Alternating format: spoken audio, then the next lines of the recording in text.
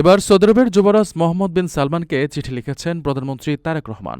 সোমবার সরকার প্রধানের এই চিঠি সৌদি আরবের উপপররাষ্ট্রমন্ত্রী ওয়ালিদ আব্দুল করিম আল খুরাইজির কাছে হস্তান্তর করেছেন প্রধানমন্ত্রীর পররাষ্ট্র বিষয়ক উপদেষ্টা হুমায়ুন কবির। পররাষ্ট্র মন্ত্রণালয়ের সংবাদ বিজ্ঞপ্তিতে বলা হয়েছে, রিয়াদে উপপররাষ্ট্রমন্ত্রী খুরাইজির সঙ্গে সাক্ষাতে উপদেষ্টা হুমায়ুন কবির সৌদি যুবরাজ মোহাম্মদ বিন সালমানের উদ্দেশ্যে পাঠানো বাংলাদেশের প্রধানমন্ত্রীর সংহতির বার্তা হস্তান্তর করেন।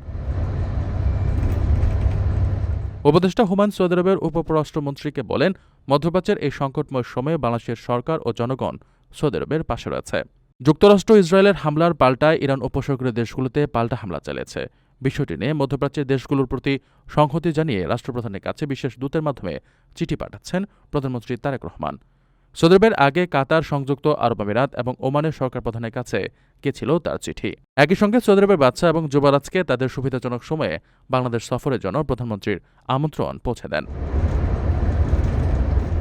আপনার স্বপ্নগুলো আকাশ ছুবে প্রবাসীর হেলিকপ্টারের মাধ্যমে। বিয়ে, জন্মদিন অথবা যে কোনো বিশেষ প্রয়োজনে হেলিকপ্টার ভাড়া করতে যোগাযোগ করুন স্ক্রিনে দেয়া নাম্বারে। প্রবাসীর হেলিকপ্টার, নিরাপদ ও সাশ্রয়ী বাহনের বিশ্বস্ত নাম।